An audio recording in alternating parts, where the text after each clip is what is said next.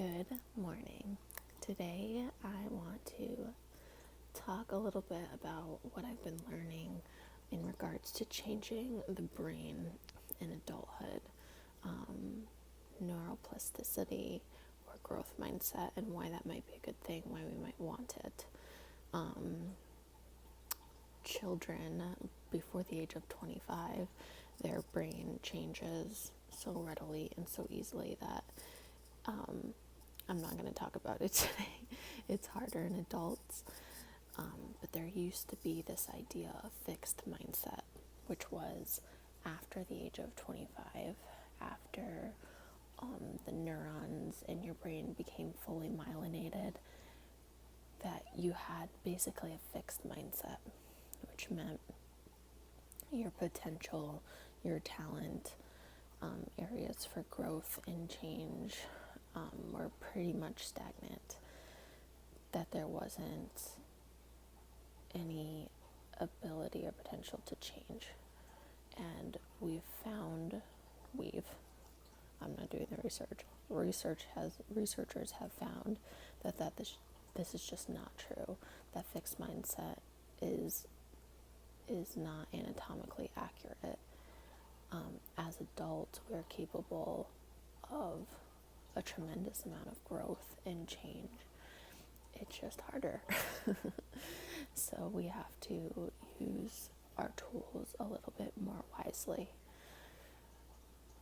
Children's brains are not fully myelinated, and they are bathed in the neurochemistry that they need to be able to learn and grow.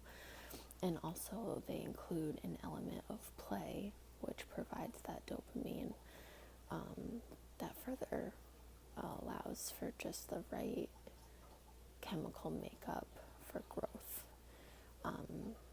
And not to be morbid, but evolution doesn't care about us so much after the age of 25, because it thinks at that age you should have reproduced, and we're not very useful. It just cares about our offspring. It just cares that we continue the species, and we have to combat that because we are living long, healthy, thriving lives. So I'm going to start with Dr. Kelly Lampert. She has a TED Talk on neuroplasticity if you want to listen to it. And I really like it because she did an experiment with rats, trying to figure out different elements at play in growth mindset and neuroplasticity. So she had one group of rats. Both groups she gave Fruit Loops because apparently rats love Fruit Loops. And one group had to work for their Fruit Loops. They had to dig for them. And the other group, her students named the Trust Fund group, didn't have to work for their Fruit Loops. They just got to Fruit Loops. And maybe you can guess where this is going. The group that had to work for their Fruit Loops developed healthier brains. They were happier, less anxiety, less depression when they had to work for it. And on top of that, there was a higher level of oxytocin in their brains because they were working together as a community with the other rats, so they forged healthier relationships as well.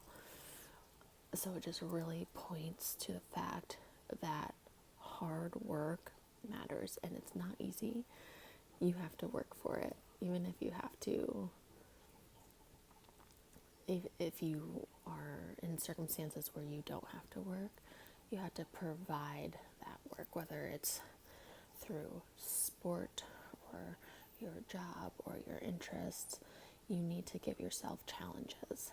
And Dr. Huberman expands upon this concept. He said there's two important parts for neuroplasticity and permanent change. The first part is hard work, which he talks about as concentrated, focused work. Let's take studying because it's an easy example. You need a period of concentrated, focused work, and there has to be a sense of urgency. The the sense of urgency is a difficult one for me because a lot of times I just want to sit down and study, but I am not in college anymore. I don't really have to study, but a sense of urgency is imperative to getting things to really stick in your brain. You've probably experienced this, like when you have a deadline, all of a sudden you're so productive, everything's sticking in your brain, it's all working great, and you're like, why couldn't this work for me for the past 2 weeks? And that's acetylcholine. Acetylcholine is that neurotransmitter for urgency. Your body's saying you need to get this done now, and there's a small part in the back of your brain that releases acetylcholine. And in children, again, acetylcholine is abundant. In adults, it's harder to procure. So Dr. Huberman and David and I really like the way he coined this is you have to Goggins it, which he made David Goggins a verb.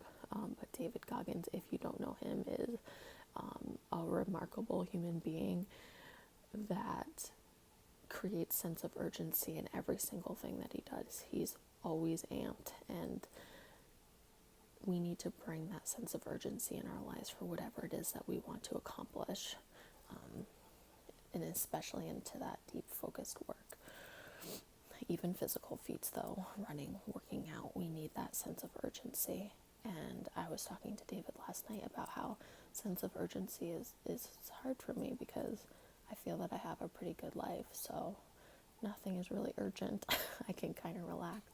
He said, I don't think you remember how you felt 4 weeks ago. You were, I think you told me you were in one of the deepest depressions of your entire life. And I look back and that was true. I really felt that way at the time. So it's amazing how quickly our emotions can change. But I was miserable. I didn't want to get out of bed. I didn't want to do anything. I didn't want to work out. I didn't want to eat well. I was just on my phone all the time.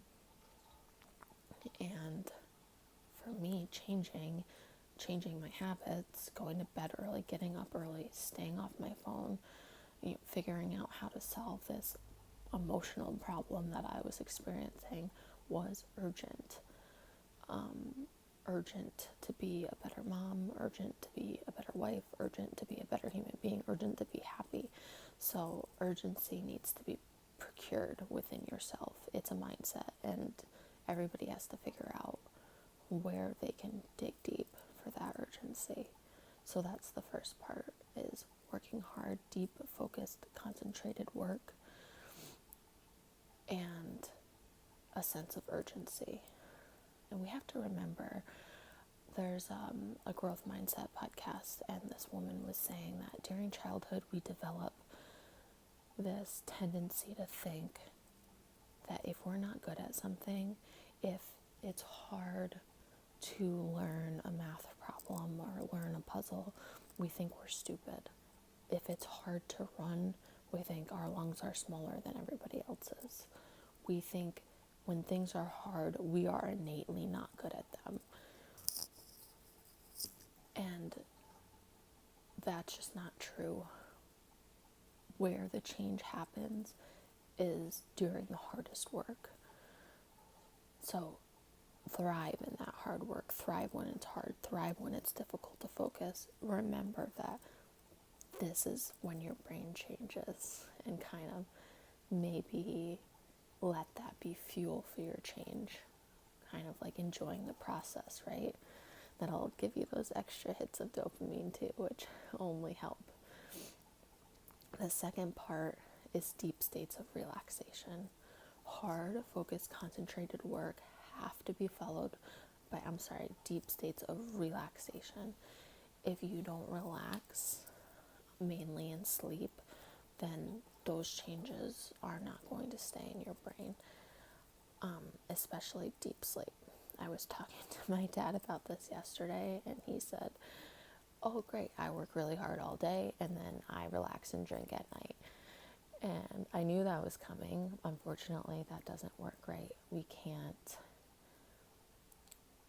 stare at the TV, stare at our phones, get this artificial dopamine, get this stressful blue light into our eyes at the wrong time, and call that rest, our brain doesn't change for the better in that case. You really need to go to sleep early, on time, have good sleep practices so that you can go into those periods of deep sleep where your brain changes for the better. And I love to drink, but if you're someone who likes to drink, that's a neurotoxin that affects your deep sleep. It's going to make it a lot harder for neuroplasticity. So avoiding alcohol, definitely a key component in neuroplasticity and growth mindset. So if you're interested in sleep or you have trouble sleeping, Matthew Walker's book, Why We Sleep, is phenomenal if you have nothing to do but listen to Matthew Walker for 10 hours. I highly recommend it. But our minds and our bodies were made for forward growth. It makes us happier. It makes everyone around us happier and healthier. So I think that constant change and growth is something that we should really be striving for.